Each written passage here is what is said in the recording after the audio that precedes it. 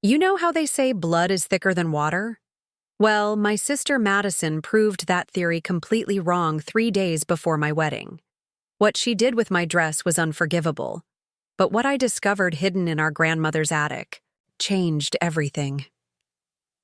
By the time I walked down that aisle, Madison's jaw was on the floor, and half the wedding guests were whispering about the most expensive gown they'd ever seen. I'd love to know which corner of the globe you're watching from, and if this story speaks to you, make sure to subscribe. Tomorrow's video is one you absolutely can't miss. My name is Charlotte, and 6 months ago, I thought I had the perfect relationship with my younger sister Madison. We lived in Sacramento, grew up in the same house on Maple Street, shared clothes, secrets, and dreams about our future weddings. Madison was always the dramatic one, the theater kid who turned every minor inconvenience into a Broadway production. I was the practical older sister, the one who saved money, planned ahead, and kept our family organized after Mom passed away when we were teenagers. When I got engaged to my fiancé David last December, Madison seemed genuinely excited. She helped me research venues, tasted cake samples with me, and even offered to be my maid of honor. Everything felt perfect until we started shopping for my wedding dress. I had been dreaming about my wedding dress since I was 12 years old. Not some fairy tale princess gown, but something elegant and timeless that would make me feel confident and beautiful. After months of searching through bridal shops in Sacramento and even driving to San Francisco for appointments, I finally found it at a boutique called Evermore Bridal. The dress was absolutely stunning. A sleek satin mermaid silhouette with delicate beading along the bodice and a cathedral train. The moment I tried it on, I knew it was the one. The price tag was steep, $3,800, but I had been saving for 2 years specifically for this moment. David and I had decided to splurge on the dress and keep everything else simple. Madison was with me when I said yes to the dress. She helped me choose the veil, took photos of me in the fitting room, and seemed just as excited as I was.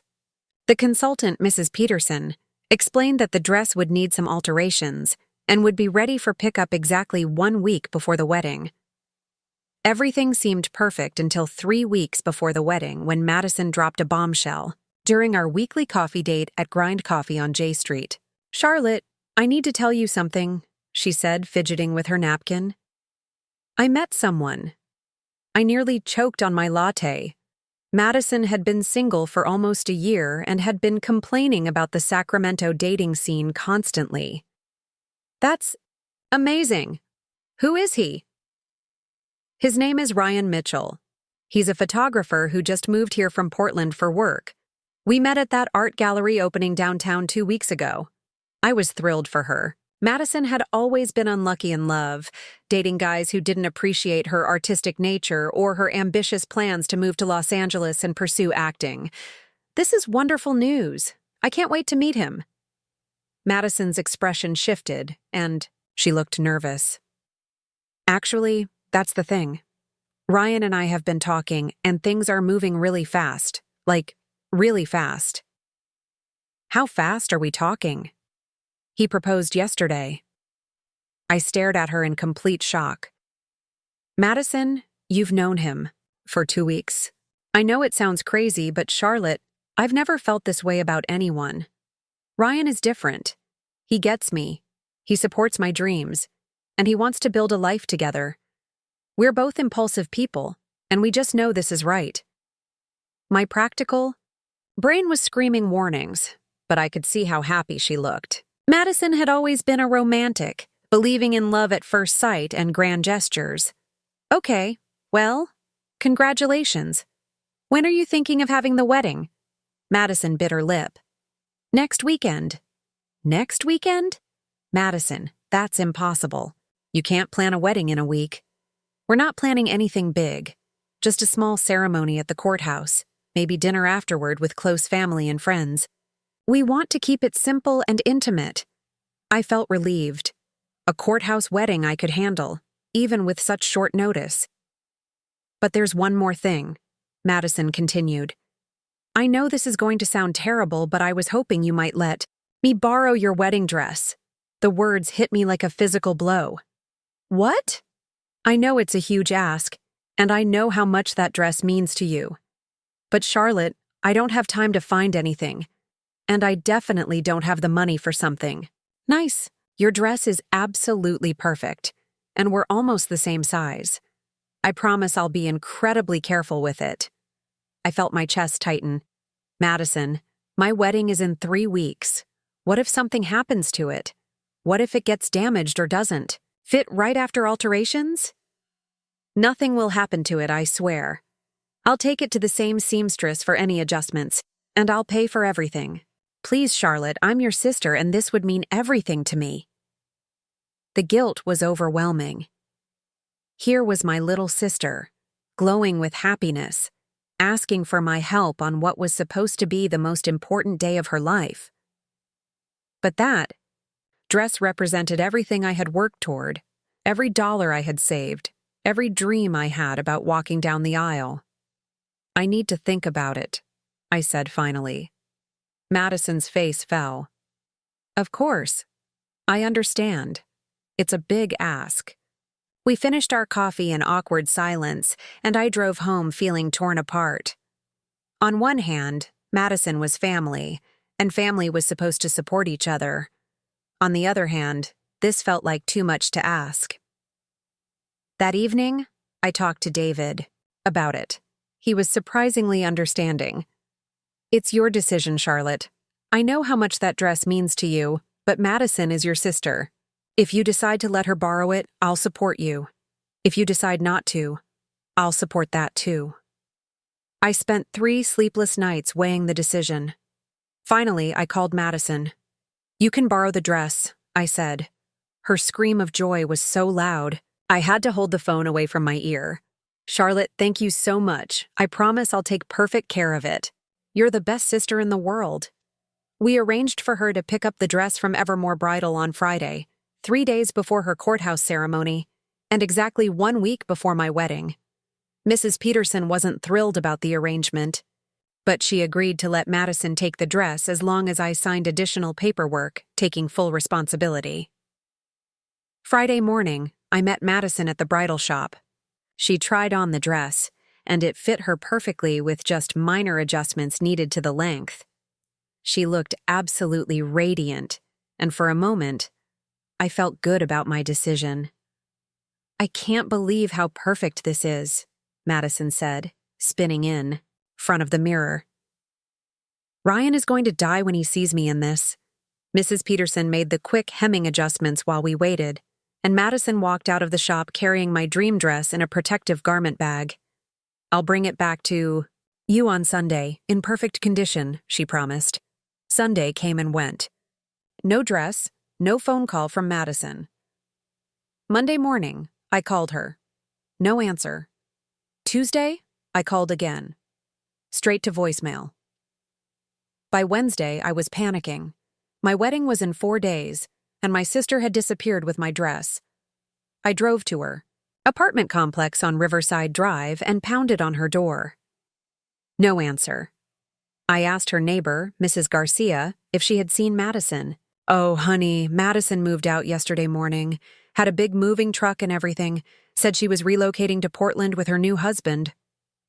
My blood ran cold. Portland, where Ryan was from. I called Madison obsessively for the next 2 hours. Finally, she answered. Charlotte, hi. I was just about to call you. Where is my dress, Madison? There was a long pause. That's actually what I wanted to talk to you about. There was a little accident. My heart stopped. What kind of accident? Well, after the ceremony, we went to this restaurant for dinner.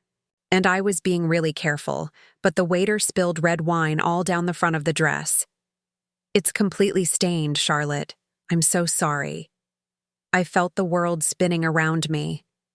Madison, please tell me you're joking. I wish I was. I took it to 3 different dry cleaners here in Portland, and they all said the stain is permanent. The fabric is too delicate, and the wine has set in. I feel terrible about this. You feel terrible? Madison, my wedding is in 4 days. That dress cost me $4,000. I know, and I promise I'll pay you back. It might take some time because Ryan and I are just getting settled here, but I'll make it right. How am I supposed to find a wedding dress in 4 days? Every bridal shop has a months-long waiting list. I'm sure you'll figure something out. You're so good at solving problems. Maybe you can find something off the rack or rent a dress. I hung up on her. I was shaking with rage and panic and heartbreak all at the same time. A lot of love and effort went into bringing this story to life. If you're enjoying it, we'd be so grateful if you'd subscribe to our channel. Now back to where we left off. David found me crying on our couch an hour later. When I told him, "What happened?" his face went through about 5 different emotions before settling on quiet fury. "She stole your dress," he said simply. "She didn't steal it. There was an accident. Charlotte, she moved to Portland without telling you, with your dress, and conveniently had an accident that makes it impossible to return. She stole your dress." Deep down, I knew he was right. But admitting that meant accepting that my own sister had betrayed me in the worst possible way, and I wasn't ready for that reality yet. The next morning, I started calling every bridal shop, department, store and rental company in a 50-mile radius. Everyone had the same response. "Impossible timeline, nothing available in my size, sorry for your situation, but there's nothing we can do." By Thursday afternoon, I was in full panic mode.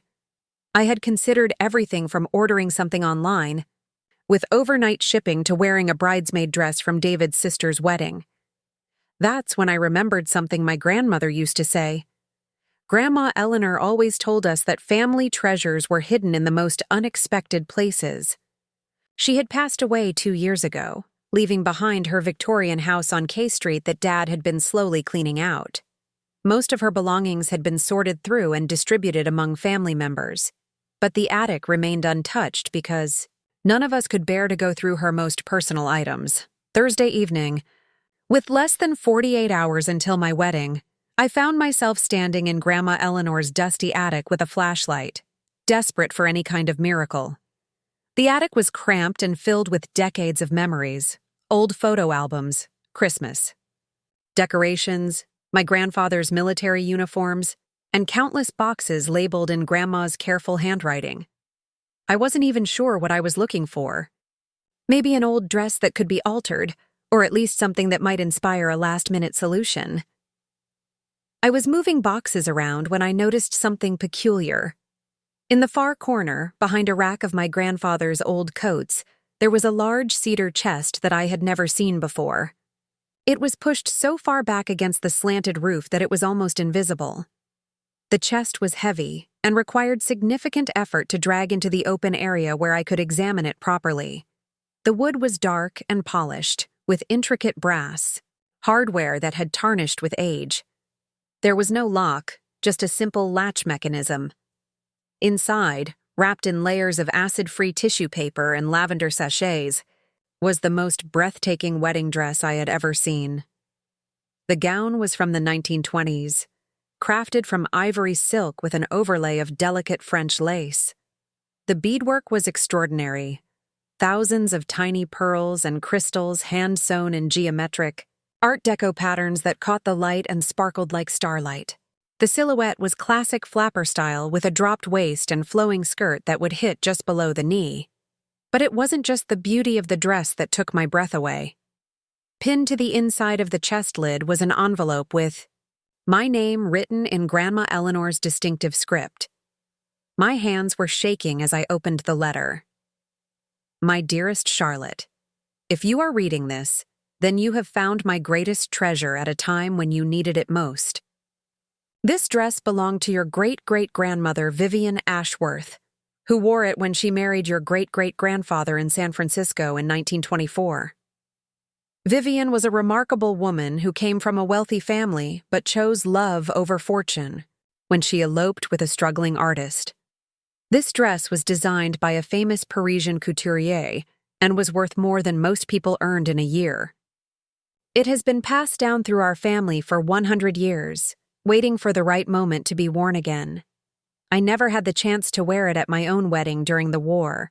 Rationing meant simple ceremonies and practical clothes. Your mother was too tall for the dress when she married your father, but I always knew that someday, one of my granddaughters would need something special. Charlotte, you have always been the responsible one, the one who takes care of everyone else. Before yourself, you deserve magic on your wedding day. This dress has been appraised at over $80,000 due to its historical significance, craftsmanship, and the reputation of its original designer. But its real value lies in the love it represents. 4 generations of strong women who chose their own paths. Wear it with pride, my darling girl. Let it remind you that you come from a line of women who never settled for less than they deserved. All my love, Grandma Eleanor P.S. Check the hidden pocket in the skirt lining. There's one more surprise waiting for you. I was crying so hard that the letter became blotched with tears. Grandma Eleanor had somehow known exactly what I would need and when I would need it. With trembling fingers, I searched the skirt lining until I found a nearly invisible pocket. Inside was a small velvet box containing a pair of pearl and diamond earrings that perfectly matched the beadwork on the dress. I carefully lifted the gown from the chest and held it up to myself in front of an old mirror leaning against the attic wall. Even in the dim light, I could see that it would fit perfectly. Grandma Eleanor had somehow known my exact measurements. That night, I called my seamstress, Mrs. Kim, and explained the situation. She agreed to meet me first thing Friday morning for a fitting and any necessary adjustments. Charlotte, this is museum quality, Mrs. Kim whispered when she saw the dress. The construction is flawless. Whoever made this was an absolute master. The dress fit like it had been made specifically for me. Mrs. Kim made only minor adjustments to ensure the perfect length with my chosen shoes and added a few hidden structures to protect the delicate fabric. I didn't tell David about the dress. I wanted it to be a complete surprise for everyone at the wedding. Friday night at the rehearsal dinner, Madison called me. Charlotte, I just wanted to check in and see how you're doing. I know tomorrow is your big day, and I feel terrible about what happened with the dress. Her voice sounded different, less guilty, more casual, like she had already moved on from the situation that had destroyed my week. I'm fine, Madison. Did you find something to wear? I was thinking, maybe we could look into getting you a replica of the original dress made after the honeymoon. I have some connections in Portland who might be able to help. That won't be necessary. Are you sure? I really want to make this right. Madison, I need to ask you something, and I want you to be honest with me. Of course. Was there really a wine stain? The silence stretched on for so long that I thought the call had dropped. Charlotte, why would you ask me that? Because I've been thinking about it, and something doesn't add up. You said the waiter spilled wine on the dress at dinner, but you also said you moved to Portland the morning after your wedding. That means you would have had to pack and load a moving truck while wearing a stained wedding dress. Another long pause. It's complicated. No, it's really not. Either there was a wine stain, or there wasn't. Fine, there wasn't a wine stain. The admission hit me like a physical blow, even though I had suspected the truth. Then where is my dress? I sold it. The words were so quiet I almost didn't hear them. You what? Ryan and I needed money for the move and the deposit on our new apartment. The dress was just sitting there, and I knew you'd eventually get over it and buy something else. A consignment shop in Portland gave me $1,800 for it. I felt like I was going to be sick. My own sister had stolen my wedding dress and sold it for cash. Madison, that dress cost me $4,000. I know, and I'll pay you back the difference. It's just going to take some time. You stole from me. I didn't steal anything. You gave me permission to borrow it. I gave you permission to wear it for one day and return it. Look, Charlotte, I'm sorry things worked out this way, but what's done is done. You're smart and resourceful, and I'm sure you figured something out for tomorrow. Let's just move forward and put this behind us. The casual dismissal of what she had done to me was the final straw. "Don't call me again," I said, and hung up. David found me sitting on our bed, staring at my phone. "Bad news?" he asked. "She sold it. My sister sold my wedding dress to pay for her move." David sat down next to me and pulled me into his arms. "I'm so sorry, Charlotte. But you know what? Tomorrow is about us, about our future together. Whatever you wear, you're going to be the most beautiful bride in the world." I looked up at him and smiled through my tears. "I have something to show you." I led him to our guest room, where the vintage dress was hanging in all its glory. David's jaw dropped. "Charlotte, where did you get this? It's incredible." I told him about finding the chest in Grandma Eleanor's attic, about the letter, about the dress's history and value. $80,000, he whispered. "The money doesn't matter. What matters is that this dress represents something Madison could never take away from me, a legacy of strong women who knew their worth." That night, I barely slept, but it wasn't from anxiety about the wedding. It was from excitement about surprising everyone with Grandma Eleanor's gift and finally having the perfect ending to a week that had started as a nightmare. Saturday morning arrived with perfect California sunshine streaming through the windows of the Fairmont Hotel, where I was getting ready with my bridesmaids. David and I had chosen the hotel's elegant ballroom for our reception, with the ceremony taking place in their beautiful garden courtyard. My maid of honor was my best friend since college, Jessica, who had flown in from Denver. She knew the entire Madison situation and had been my emotional support through the whole ordeal. My other bridesmaids were David's sister Rachel and my cousin Amy from my dad's side of the family. The girls had arrived early to help with hair and makeup, and they kept commenting on how calm I seemed compared to the bride they had expected to find after this week's drama. "Charlotte, I have to say, you're handling this whole dress situation with incredible grace," Jessica said, while the hairstylist worked on creating vintage finger waves to complement my 1920s look. "I would have been a complete wreck. I was a wreck," I admitted. "But something changed when I found Grandma Eleanor's gift. It felt like she was telling me that some things are meant to happen exactly the way they do." I had kept the dress hidden under a sheet in the hotel's bridal suite. None of the girls had seen it yet, and I was saving the reveal for when it was time to get dressed. My father arrived at noon to check on me before heading to the ceremony site.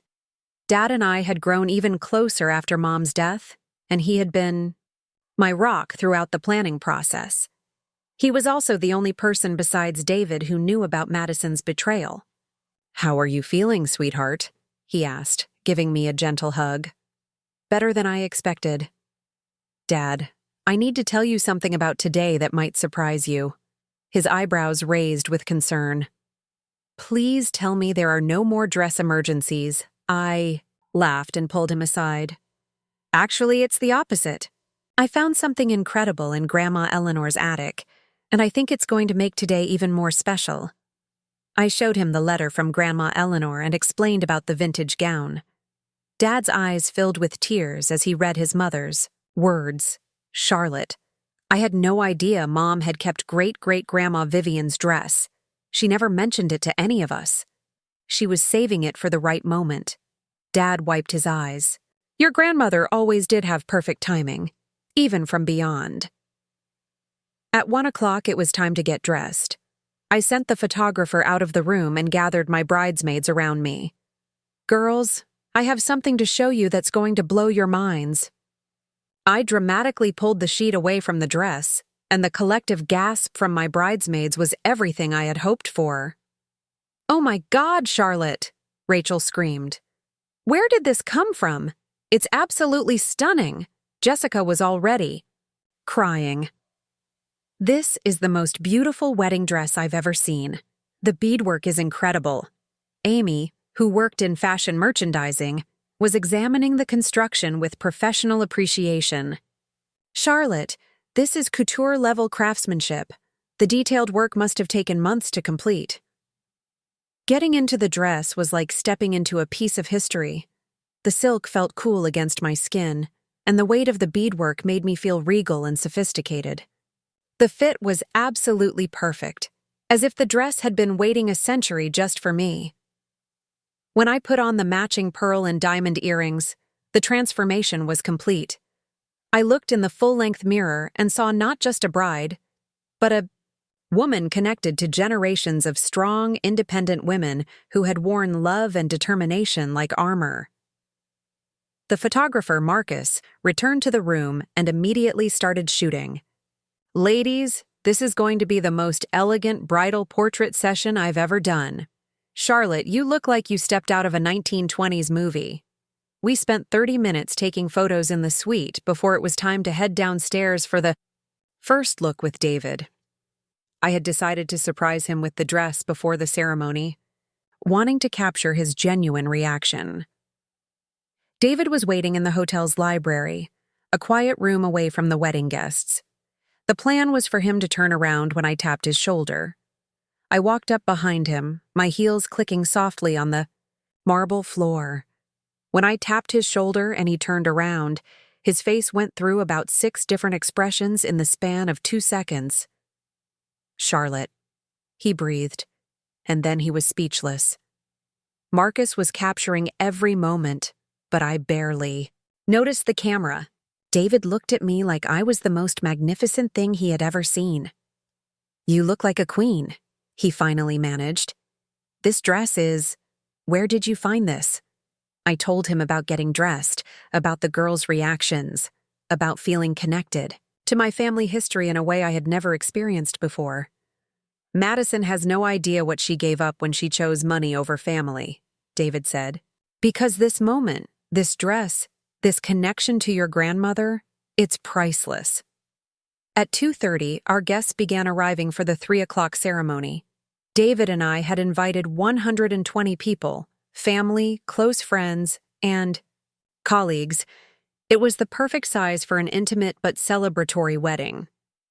I watched from the bridal suite window as people found their seats in the garden courtyard. The florist had created beautiful arrangements of white roses and peonies that complemented the hotel's existing landscaping perfectly.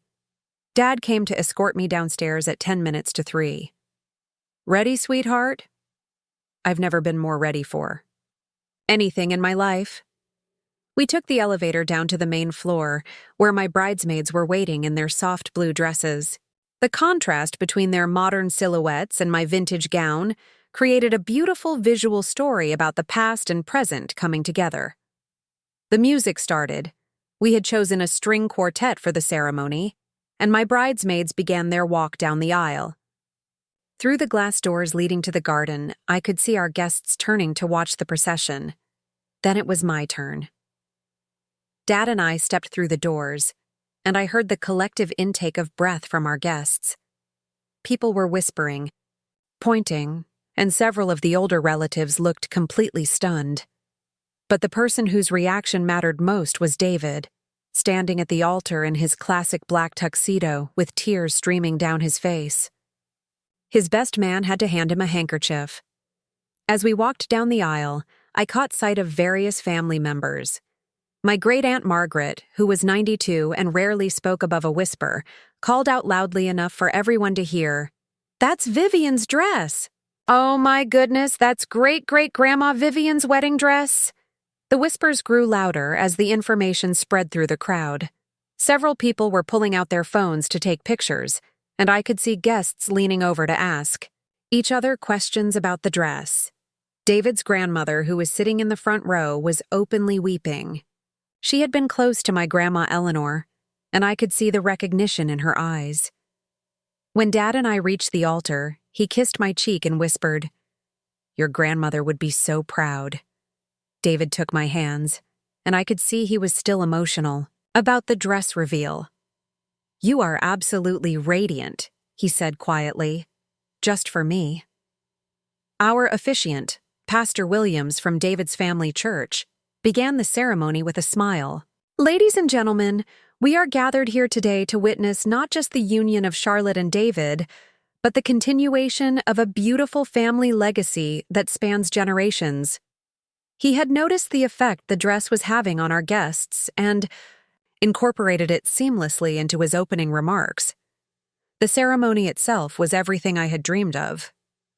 David and I had written our own vows, and when he promised to honor not just me but the family history I represented, I knew that Grandma Eleanor's plan had worked perfectly.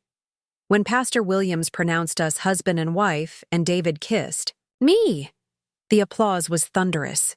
People were on their feet, cheering not just for our marriage but for the magical moment they had witnessed. As we walked back down the aisle as Mr. and Mrs. Patterson, I felt like I was floating on air. The dress moved beautifully with each step, the beadwork catching the afternoon sunlight and creating little sparkles of light. But the real surprise was waiting for me at the reception. The reception was in full swing by 6 o'clock. The Fairmont's ballroom had been transformed with elegant lighting and the same white roses and peonies from the ceremony. David and I had just finished our first dance to At Last by Etta James when the unexpected happened. I was talking to my college roommate, Sarah, near the dessert table when Jessica rushed over looking panicked. "Charlotte, we have a situation. Madison just walked in." My blood ran cold. "What do you mean she walked in? She's supposed to be in Portland." "She's here, and she's not alone. She brought someone with her. I assume it's Ryan."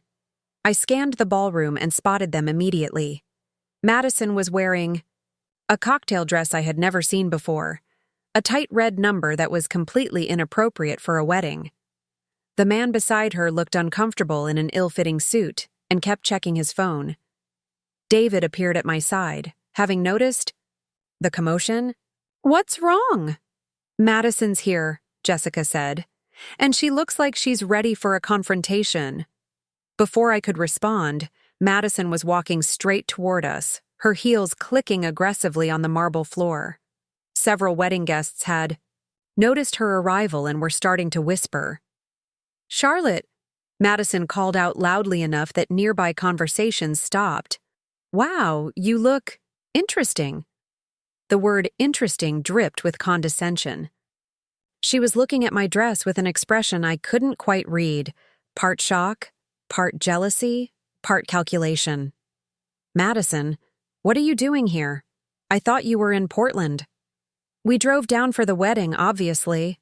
I couldn't miss my sister's big day." Her voice was saccharine sweet, but her eyes were hard. "That's quite a dress you found. Very vintage." Ryan shuffled nervously behind her. Up close, he looked younger than I had expected and seemed mortified by Madison's behavior.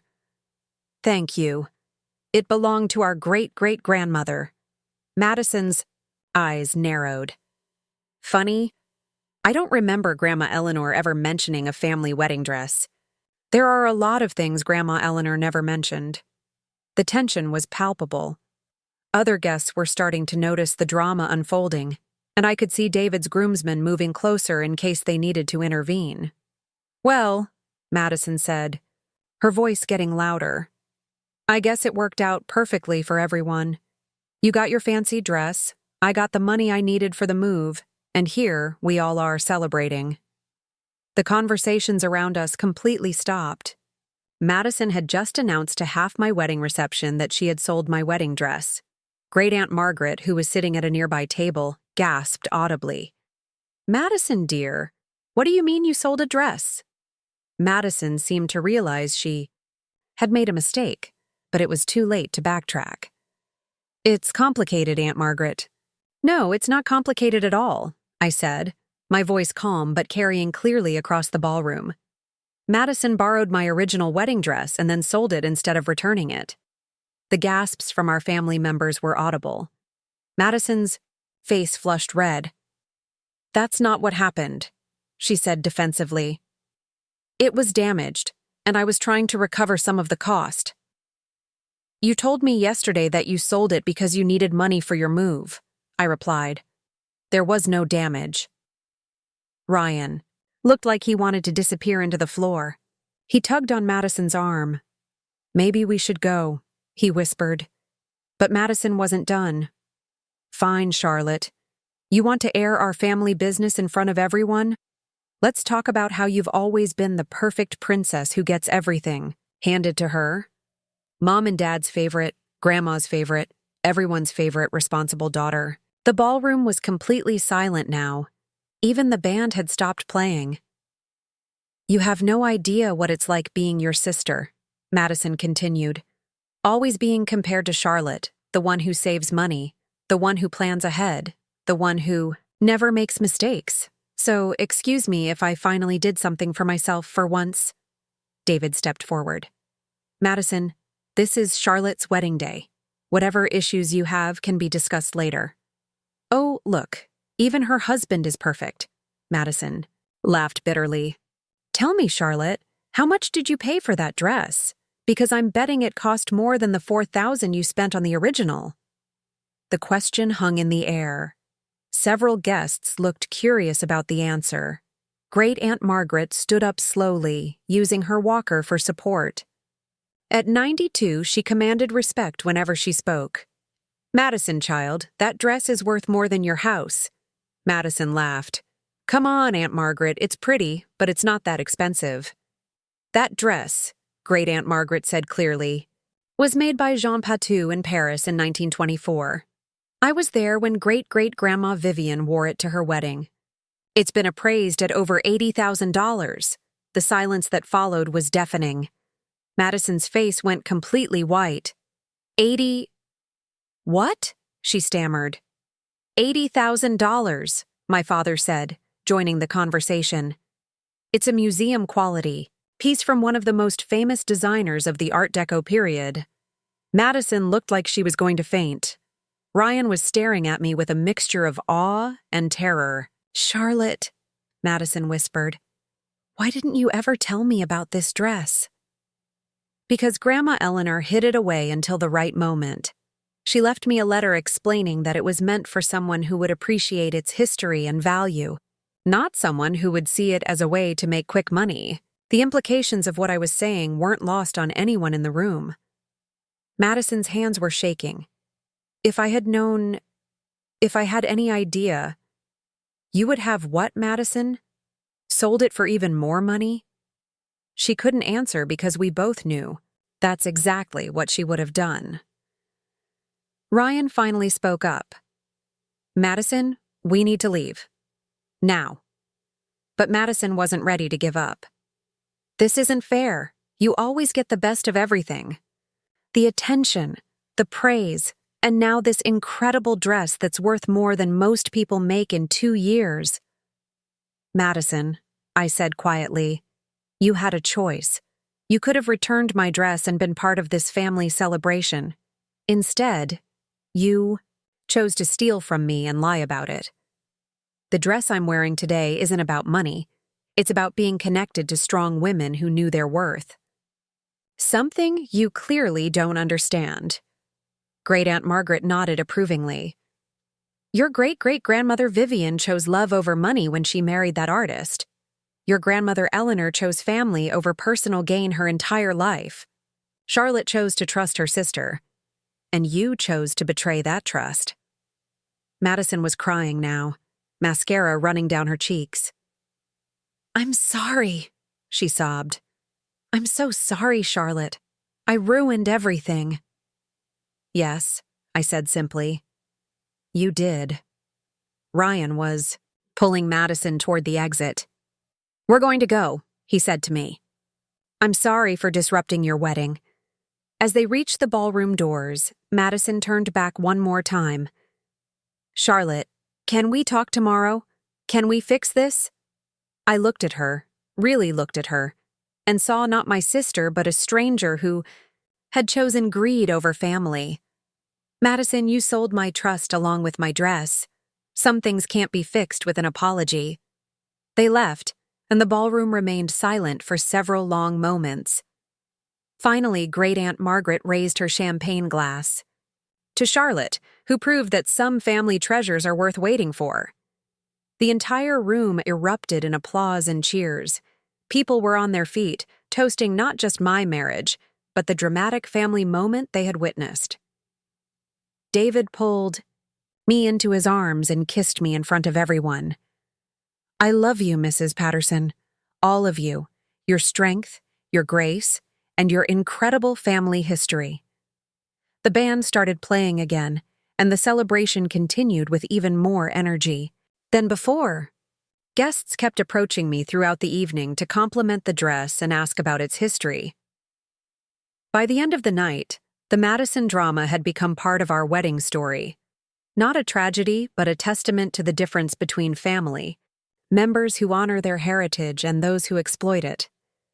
During our last dance, David whispered in my ear, "Do you think you'll ever forgive her?"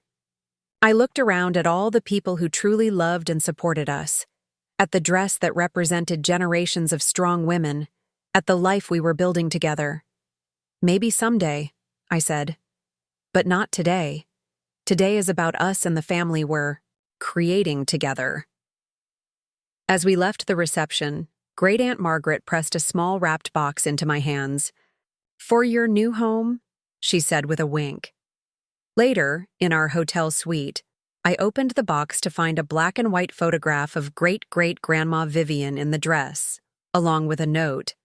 "So you'll always remember where you came from and the strength you carry forward." I hung the photograph on our bedroom wall, and every morning when I see it, I'm reminded that some family treasures are worth more than money. They're worth preserving for the people who will truly appreciate them. Madison. Never called the next day, or the day after that. 3 months later, I heard through family members that she and Ryan had divorced. Apparently, when the reality of her impulsive decisions set in, their whirlwind romance couldn't survive. The dress now hangs in our closet, waiting for the next generation of strong women in our family. And when that day comes, I'll include my own letter about choosing family over greed and love over money. Some lessons are worth passing down, just like some dresses are worth waiting for.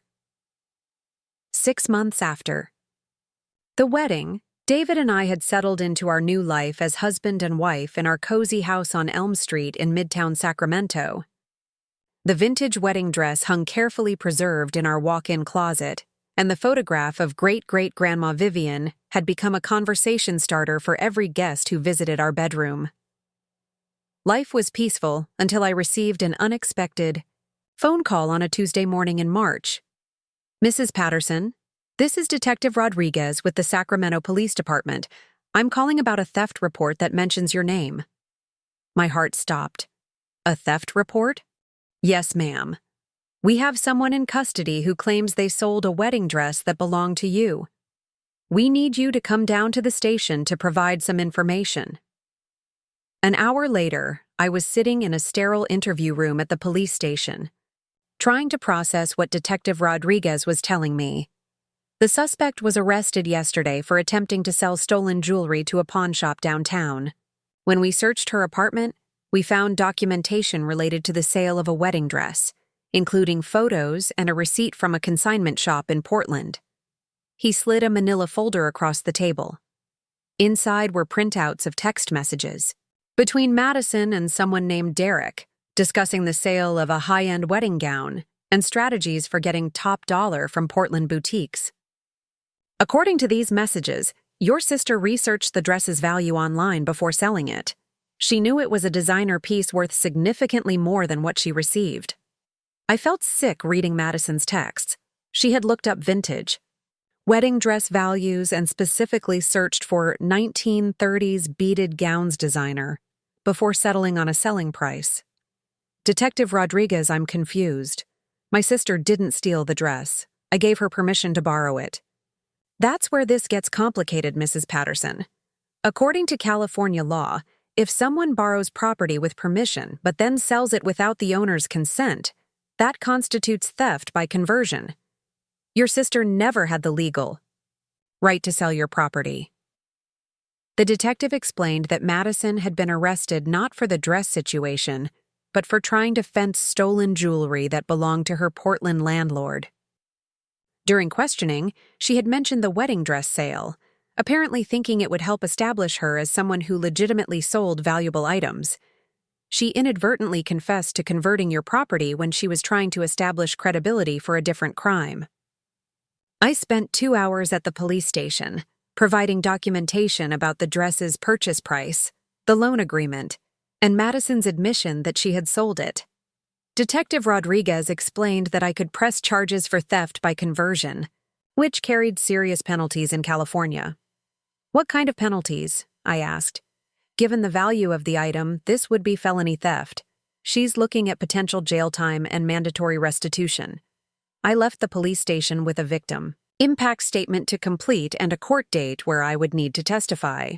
The irony wasn't lost on me. Madison's attempt to legitimize one crime had exposed another. That evening, David found me sitting in our living room, staring at the legal paperwork. "So she's actually going to face consequences," he said after. I explained the situation. "It looks that way. Detective Rodriguez said the DA's office is taking it seriously because it was premeditated. Those text messages show she planned the whole thing." David sat down next to me. "How do you feel about that?" "Honestly, part of me feels vindicated. She hurt me in a way I never thought family could hurt each other. But another part of me feels sad that it's come to this." 2 weeks later, I received a call from a number I didn't recognize. "Charlotte, it's me." Madison's voice was barely a whisper. She sounded exhausted and defeated. "Madison, you're not supposed to contact me. Your lawyer should have told you that." I know. But Charlotte, please, I need you to understand something. When I sold your dress, I had no idea about the family history. If I had known about great-great-grandma Vivian, about what it meant to our family, I never would have done it. Madison, you researched the dress's value before you sold it. The police have your text messages. The silence stretched so long I thought she had hung up. "You've seen the texts," she said finally. "Every single one, including the part where you called me financially naive for spending so much on a dress." Madison started crying. "Charlotte, I was desperate. Ryan and I were broke. We had no money for the deposit on the Portland apartment, and I panicked. But I swear I didn't know about the family connection." "That's not the point, Madison.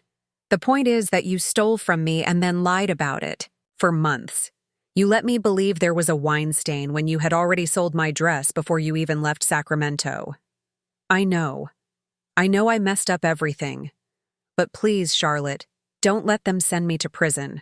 I'm already losing everything. Ryan left me. I got evicted from the Portland apartment. I'm living in a studio above a laundromat. Please don't take away my freedom, too." The desperation in her voice was heartbreaking, but I had learned not to trust Madison's emotions.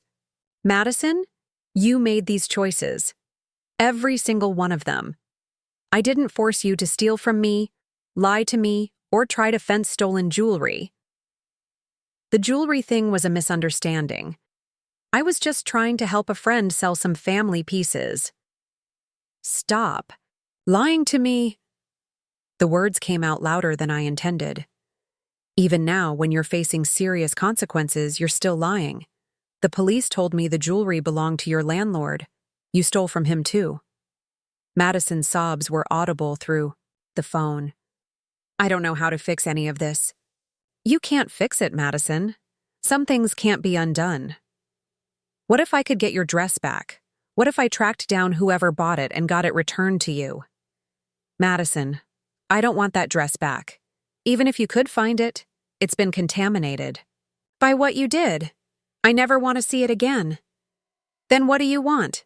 What can I do to make this right?" I thought about her question seriously. What did I want? "I want you to take responsibility for what you did without making excuses. I want you to understand that your choices have consequences that affect other people. And I want you to get help for whatever is broken inside you that makes you think stealing from family is acceptable. If I do all that, will you ask the DA to drop the charges?" And there it was. Madison trying to negotiate her way out of consequences, even while claiming she wanted to take responsibility. "No, Madison. I won't interfere with the legal process. You committed a crime, and you need to face the consequences." Charlotte, please. I'm your sister. You stopped being my sister when you chose money over family. You're just someone who used to live in my house and share my childhood. I hung up and immediately called Detective Rodriguez to report the contact, as instructed. 3 months later, I sat in a Sacramento courtroom watching Madison plead guilty to theft by conversion and receiving stolen property. She had accepted a plea deal that included 18 months in county jail, 3 years probation, and restitution of $4,000. During her sentencing hearing, Madison's public defender painted a picture of a young woman who had made poor choices due to financial desperation and relationship pressure. Madison herself gave a tearful statement about learning from her mistakes and wanting to rebuild her relationship with her family. When it was my turn to give my victim impact statement, I looked directly at Madison. Your Honor, the defendant is my sister, and she stole more than just a wedding dress from me. She stole my ability to trust family members. She stole the peace of mind that comes from knowing your loved ones have your back. She stole precious time and emotional energy during what should have been the happiest week of my life. I paused, watching Madison's face. But most importantly, she stole something from herself. She stole the chance to be part of a beautiful family moment, to share in joy instead of creating drama, and to be someone her future children could be proud of. Madison was crying, but I continued. I hope she uses her time in jail to figure out how to become the person our grandmother thought she could be, instead of the person who sold family treasures for quick cash. After the sentencing, Madison's public defender approached me in the hallway. Mrs. Patterson, Madison asked me to give you this. He handed me a sealed envelope with my name written in Madison's handwriting. I waited until I got home to open it. Inside was a single sheet of notebook paper with Madison's familiar scrawl. Charlotte, I know you probably won't believe this, but I really am sorry. Not just sorry that I got caught, but sorry that I hurt you. I'm going to use this time to try to become someone better. Maybe someday, when I get out, we can start over. I love you. Madison. I showed the letter to David that evening. Do you think she means it? He asked. I think she means it right now, at this moment. But Madison has always been good at meaning things in the moment. The question is whether she'll still mean it when it gets hard. I folded the letter and put it in the drawer with our important documents. Not because I planned to respond, but because it felt like the end of one chapter and maybe, eventually, the beginning of another. 6 months into Madison's sentence, I received a letter from her in county jail. She had enrolled in vocational training and was working in the jail's library. She wrote about reading books on family therapy and addiction recovery, and she asked for nothing except to know that I was happy. I didn't write back, but I didn't throw the letter away either. Some stories don't have neat endings where everyone forgives each other and families reunite. Sometimes the ending is just learning to live with the consequences of other people's choices while protecting your own peace. The vintage dress still hangs in our closet, waiting for a daughter or granddaughter who will understand its value. And when that day comes, I'll tell them about great-great-grandma Vivian, about Grandma Eleanor's wisdom, and about the sister who chose money over family legacy. Some lessons are worth preserving, even the painful ones. 2 years had passed since. Madison's sentencing and my life with David had found a beautiful rhythm. We had bought a larger house in the pocket area of Sacramento, complete with a guest room that I had secretly hoped would one day become a nursery. The vintage dress had been professionally cleaned and stored in a climate-controlled preservation box, waiting for its next moment to shine. On a crisp October morning, I was working in my home office when my phone rang. The caller ID showed a number from the Sacramento County Jail that I recognized from Madison's previous calls. I had stopped accepting them months ago, but something made me answer this time. Charlotte? The voice wasn't Madison's. It was older, more mature. This is Charlotte. Who is this? My name is Dr. Sarah Chen. I'm a counselor here at the county facility. Madison Reeves listed you as her emergency contact, and I'm calling because she's been hospitalized. My stomach dropped. Hospitalized? What happened? She was assaulted by another inmate 3 days ago. She has a concussion and some broken ribs, but she's stable now. The reason I'm calling is that she's been asking for you constantly since she regained consciousness. I sat down heavily in my desk chair. Despite everything Madison had done, hearing that she was hurt affected me more than I expected. Dr. Chen, Madison and we don't have a relationship anymore. I'm not sure why she would list me as her emergency contact. Mrs. Patterson, I've been working with Madison for the past 8 months as part of her rehabilitation program. She talks about you frequently. I think there are some things you should know about her situation. Dr. Chen explained that Madison had been a model prisoner, completing her GED, participating in therapy groups, and working as a tutor for other inmates. She had also been attending Narcotics Anonymous meetings, which surprised me. Madison has been struggling with substance abuse issues that apparently predated the theft incident. According to her therapy records, she had been using cocaine regularly in the months leading up to your wedding, which may explain some of her erratic decision-making. This information hit me like a physical blow. Madison had never mentioned drug use, and I had never suspected it. She's been clean for over a year now, and she's made remarkable progress in therapy. The reason she was assaulted was because she refused to participate in a scheme to smuggle drugs into the facility. Dr. Chen paused, letting this information sink in. Mrs. Patterson, I'm not calling to ask you to reconcile with your sister. That's not my place. But I wanted you to know that the person who hurt you 2 years ago isn't the same person lying in that hospital bed right now. I thanked Dr. Chen for calling and promised to consider visiting Madison, though I made no commitments. That evening, David found me sitting in our backyard staring at the stars. Penny for your thoughts? I told him about the phone call, about Madison's assault, and about the drug use revelation. Does this change how you feel about what she did? David asked gently. I don't know. I mean, addiction doesn't excuse theft. But it does explain some things. The impulsiveness, the poor judgment, the way she seemed like a different person in those final months before the wedding. David was quiet for a moment. Do you want to see her?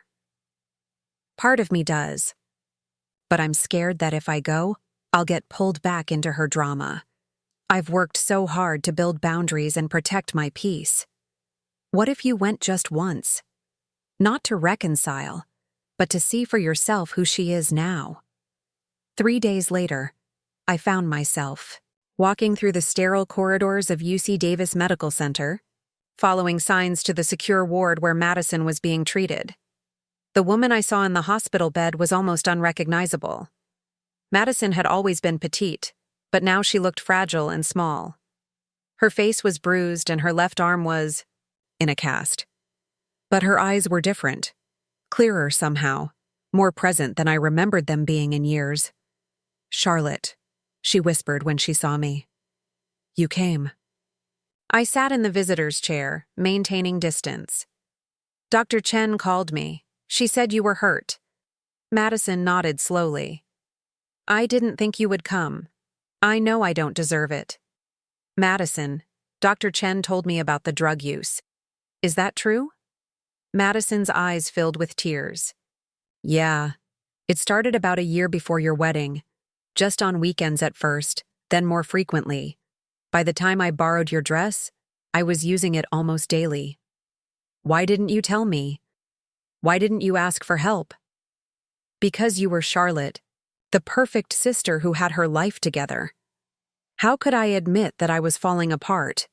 I was supposed to be your maid of honor, supposed to help you have the perfect wedding. I couldn't let you know what I was using. The irony was devastating. Madison had hidden her addiction to protect my wedding, then stolen from me to fund her addiction, ultimately destroying my wedding week anyway. Madison, I would have helped you. We could have gotten you into treatment. I know that now. I've learned a lot about addiction in therapy. Dr. Chen says I was in denial about how bad things had gotten. I convinced myself I had everything under control. Madison struggled to sit up straighter, wincing from her injuries. Charlotte, I need you to know something. The person who sold your dress, who lied to you, who hurt you, that wasn't really me. I mean, it was me, but it was me when I was sick. That doesn't excuse what I did, but I hope it explains it. I studied her face, looking for signs of manipulation or dishonesty. Instead, I saw something I hadn't seen in Madison for years: genuine remorse and clarity. What happened here? Dr. Chen said you were assaulted because you wouldn't participate in smuggling drugs. Madison laughed bitterly. Some of the women here have been running drugs through visitor contact. They wanted me to participate because I have connections on the outside. When I said no, they decided to make an example of me. You could have been killed. I know. But Charlotte, I've worked too hard to get clean to throw it away now. 18 months ago, I would have said yes, without thinking about it. Now I understand what sobriety means, what it's worth. We talked for an hour. Madison told me about her therapy sessions, about learning to take responsibility for her actions, about the letters she had written to me but never sent because Dr. Chen advised her to respect my boundaries. I don't expect forgiveness, Madison said as visiting hours ended. I don't even know if I deserve it. But I wanted you to know that I'm trying to become someone worthy of being your sister again. I left the hospital more confused than when I arrived. The Madison I had just spoken to seemed genuine, changed, and genuinely remorseful. But I had been fooled by Madison's emotions before. Over the next few weeks, I found myself thinking about the visit constantly. I called Dr. Chen and asked more questions about Madison's progress, her therapy participation, and her long-term prognosis. Mrs. Patterson, I've been working in corrections and addiction counseling for 15 years. I've seen a lot of people claim they've changed. Madison is different. Her commitment to recovery is genuine, and her understanding of the harm she caused is real. Dr. Chen paused. That doesn't mean you should automatically trust her or let her back into your life. Healing from betrayal takes time, and you have every right to protect yourself. But I thought you should know that if you ever decided to give her another chance, she's done the work to deserve consideration. Madison was released from jail 2 months later, right before Christmas. She was required to complete her probation in Sacramento and attend mandatory counseling sessions. Through Dr. Chen, she sent me a message that she understood I didn't want contact and that she would respect my boundaries. On Christmas Eve, David and I were having dinner with my father when he brought up Madison. She called me yesterday. Dad said quietly. She's living in a sober living house near downtown and working at a coffee shop. She asked if I thought you might be willing to see her again. What did you tell her? I told her that healing takes time and that she needs to focus on staying sober and rebuilding her life. I also told her that if she really loves you, she'll continue giving you space until you're ready. David reached over and took my hand. Charlotte, you don't owe Madison anything, but you also don't have to carry this anger forever if you don't want to. That night, lying in bed, I thought about great-great-grandma Vivian and the choices she had made. According to family stories, she had forgiven her own sister after a serious betrayal, believing that family bonds were worth fighting for when people were genuinely willing to change. I pulled out the photograph from our nightstand and studied Vivian's face. What would she do in this situation? 6 months later, on a sunny Saturday in June, I was shopping at the farmer's market when I saw her. Madison was working at a coffee cart, making drinks and chatting with customers. She looked healthy, clear-eyed, and genuinely happy. She didn't see me, and I had the choice to walk away. Instead, I found myself walking toward her cart. Hi, Madison. She looked up, and her face went through a series of expressions: surprise, joy, fear, and hope. Charlotte. Hi. Her voice was careful, respectful of the boundaries I had set. How are you doing? I'm good. Really good. 97 days clean, working full-time, and I start community college classes in the fall. We talked for a few minutes about safe topics: her job, her classes, the weather. Nothing about the past, nothing about reconciliation.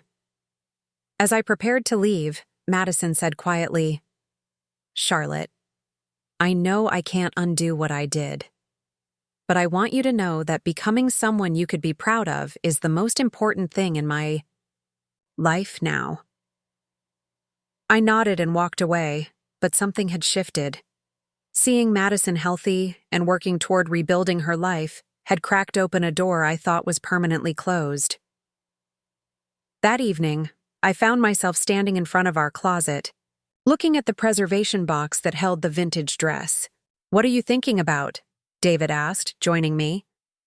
"I'm thinking about my legacy, about what it means to be part of a family line of strong women. And I'm wondering if strength sometimes means knowing when to give second chances." David smiled. "What would Grandma Eleanor do?"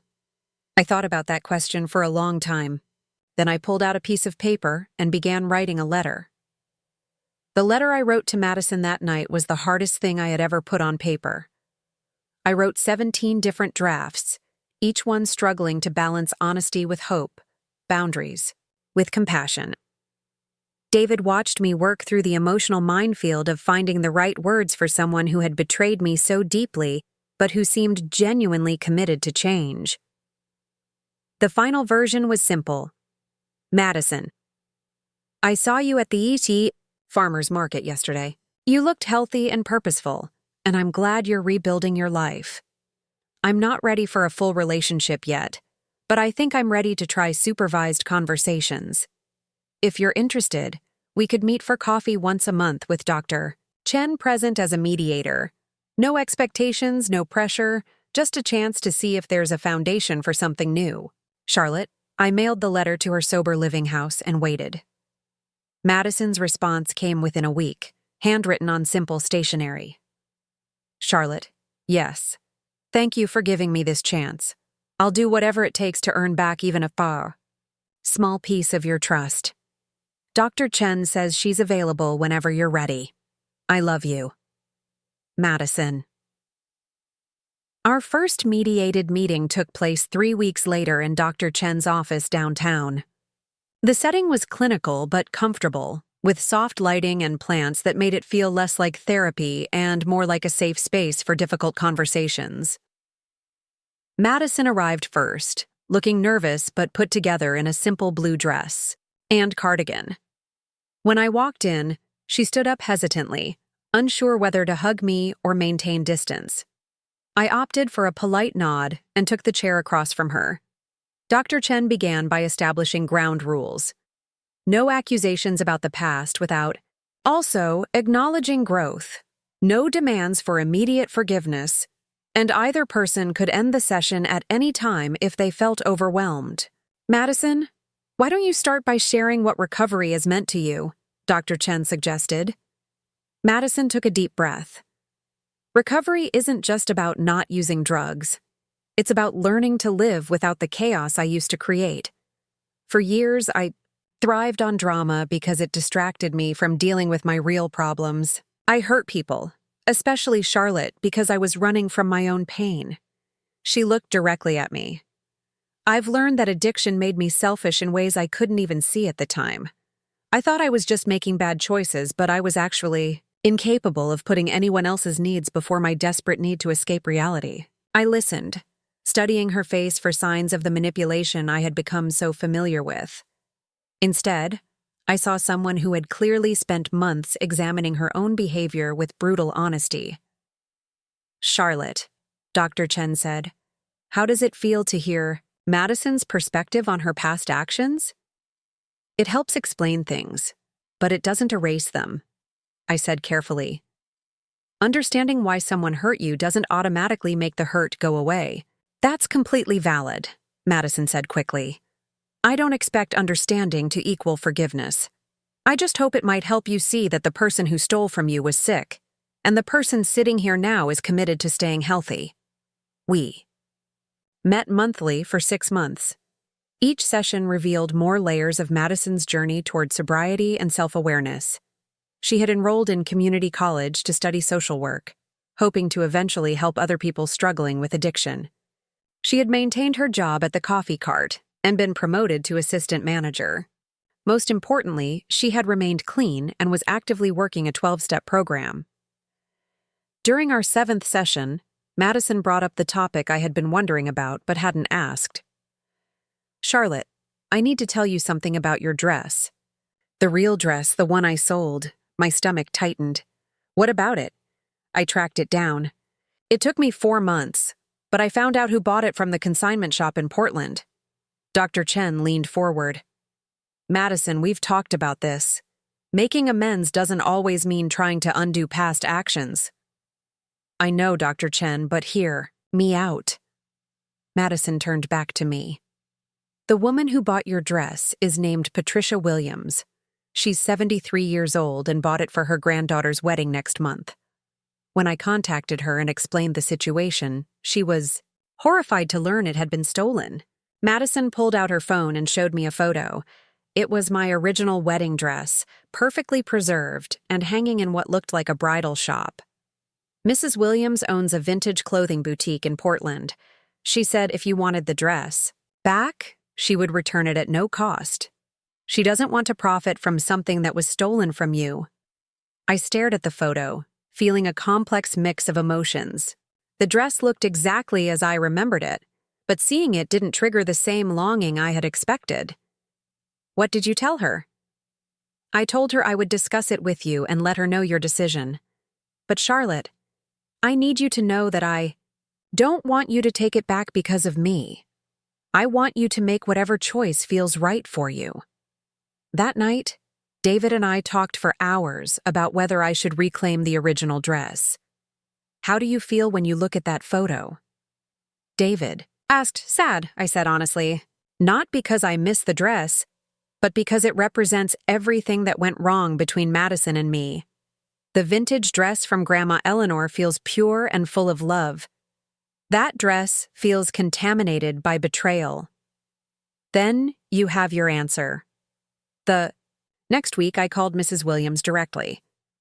"Mrs. Williams, this is Charlotte Patterson. My sister Madison contacted you about the wedding dress you purchased."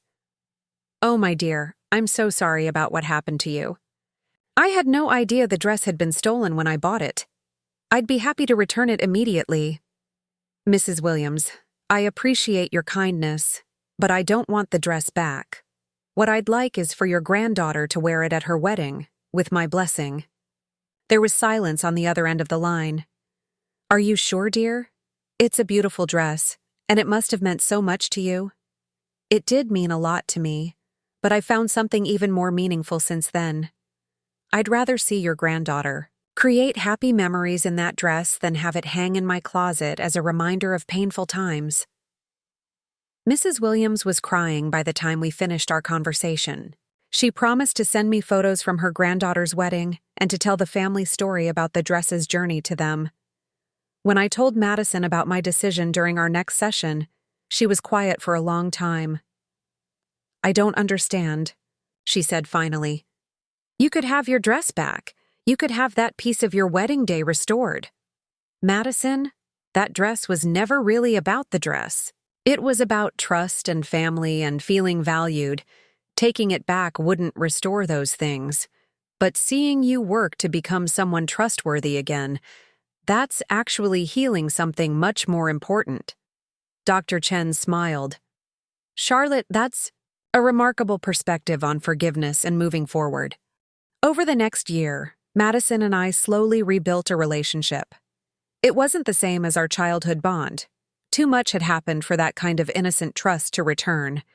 But it was something new, built on honesty and mutual respect rather than assumption and obligation.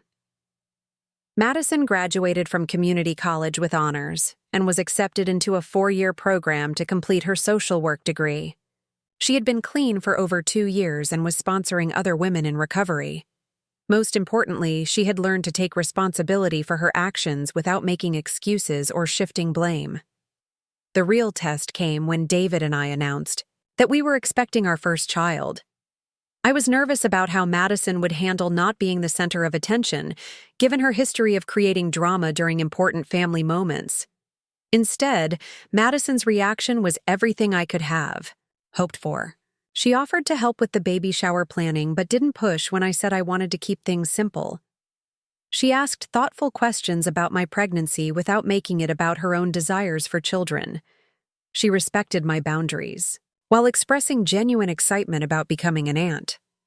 Charlotte, I know I missed a lot of important moments in your life because of my own problems, Madison said during one of our coffee meetings. I don't want to miss any more. Whatever role you're comfortable with me having in your child's life, I'll be grateful for. When our daughter Emma was born, Madison was one of the first people to visit the hospital. She brought a simple gift, a children's book about strong women throughout history, and spent her visit helping me with practical things like organizing, baby clothes, and bringing me coffee. As I watched Madison hold my daughter with tears in her eyes, I realized that forgiveness hadn't been a single moment or decision. It had been a gradual process of watching someone work to become worthy of trust again. 2 years later, when Emma was walking and talking, I made a decision that surprised everyone, including myself. I called Madison and asked if she wanted to come help me with something special. I'm taking the vintage dress out of storage, I told her when she arrived at our house. I want to document its history properly and create a family record for Emma. Madison gasped when she saw the dress in all its glory. Charlotte, it's even more beautiful than I remembered. I want you to help me photograph it and write down everything we know about great-great-grandma Vivian and the other women in our family who were supposed to wear it. We spent the afternoon carefully documenting every detail of the dress, from the intricate beadwork to the hidden pocket, where Grandma Eleanor had left the pearl earrings. Madison took notes while I told her stories I had researched about our family history. Why are you including me in this? Madison asked as we carefully returned the dress to its preservation box. Because this dress represents women in our family who overcame challenges and made difficult choices.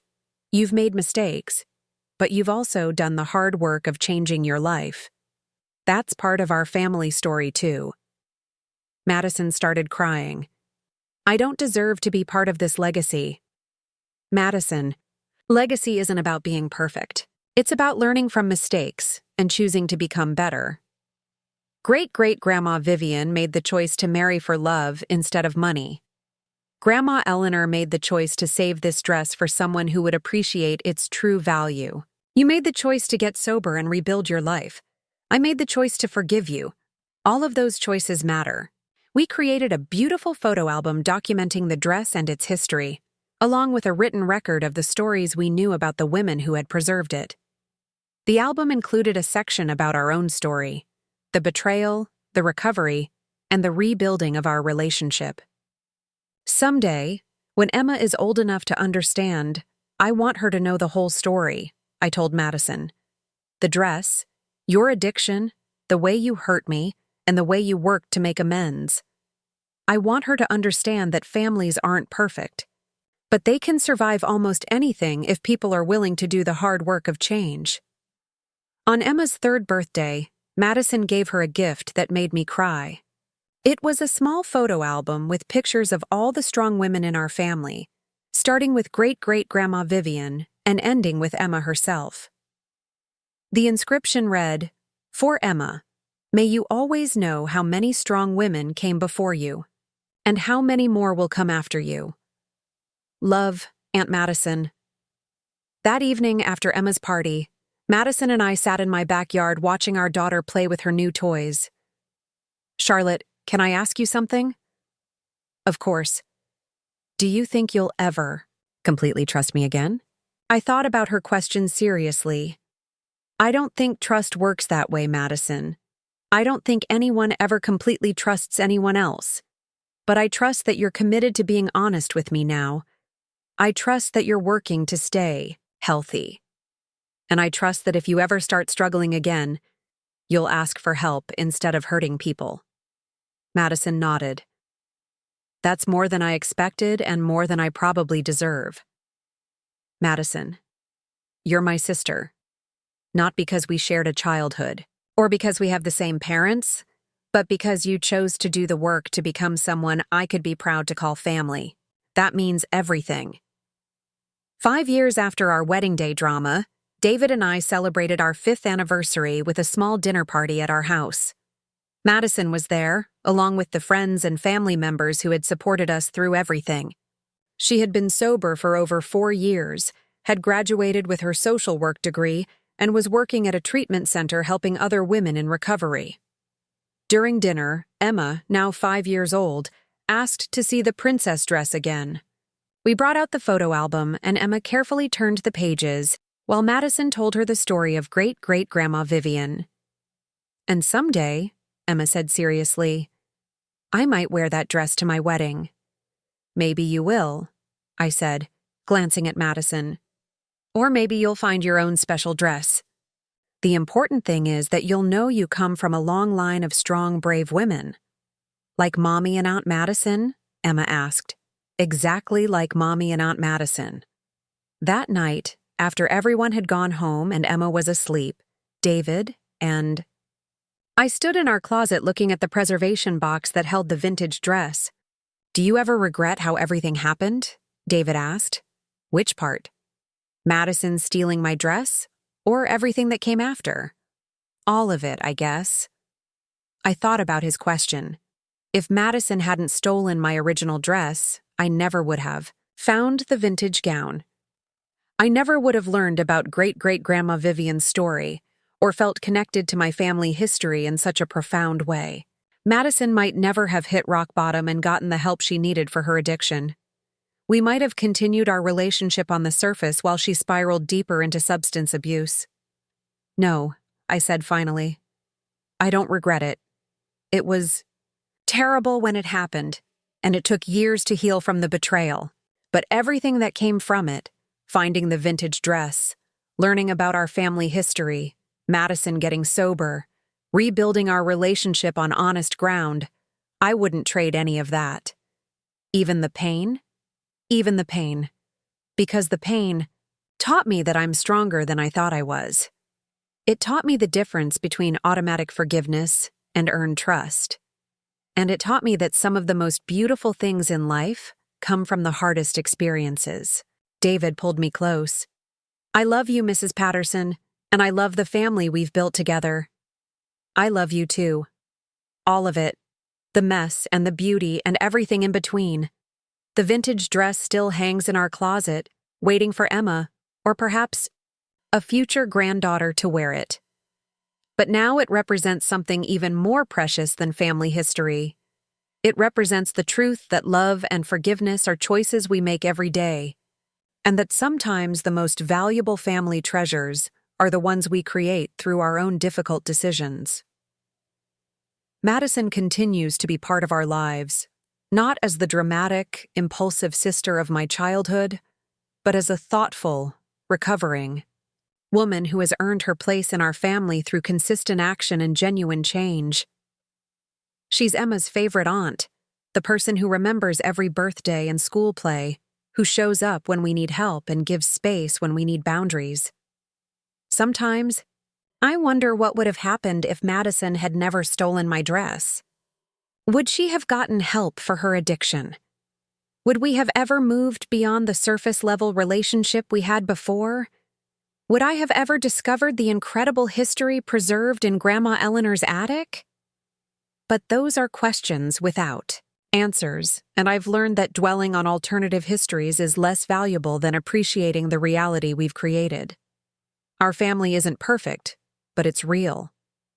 Built not on blood or obligation, but on choice and commitment, and the daily decision to see each other clearly and love each other anyway. The wedding dress that started this whole story, my original gown that Madison sold, was worn by Mrs. Williams' granddaughter at her wedding in Portland.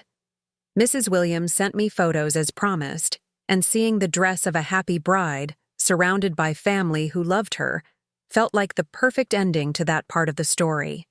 Some things aren't meant to be reclaimed. Some things are meant to be released so they can become part of someone else's joy. And sometimes, the very thing that breaks your heart opens up space for something even more beautiful to take root. Emma asks about the dress story regularly now, especially the part about Aunt Madison's big mistake and how she worked to make it better. I tell her the truth, that people we love sometimes hurt us, that mistakes have consequences, but that change is possible when someone is truly committed to becoming better. Will Aunt Madison ever make another big mistake? Emma asked recently. Maybe, I told her honestly. People aren't perfect, but Aunt Madison has learned how to ask for help when she's struggling, and she's learned that her choices affect other people. Those are important lessons that help her make better decisions. And if she makes another mistake, will you still love her? I'll still love her, but love doesn't mean accepting behavior that hurts people. Love sometimes means holding people accountable for their choices and helping them face consequences that might help them grow. At 5 years old, Emma is already learning lessons about love and accountability that it took me decades to understand. Perhaps that's the most valuable legacy we can pass down. Not just beautiful dresses and family heirlooms, but wisdom about how to love people while protecting yourself, how to forgive without forgetting, and how to build relationships based on truth rather than convenience. The vintage dress waits in our closet, a symbol of all the women who have made difficult choices in the name of love. And now it also represents something else. Proof that even our worst family disasters can become part of a larger story of redemption, growth, and the kind of love that survives anything, because it's based on who people choose to become, not just who they used to be. Looking for more? We've got 2 amazing stories ready for you right on screen. If this one touched you, these are absolutely worth your time. Click to watch them now. And hey, subscribe and hit that bell to never miss our latest uploads.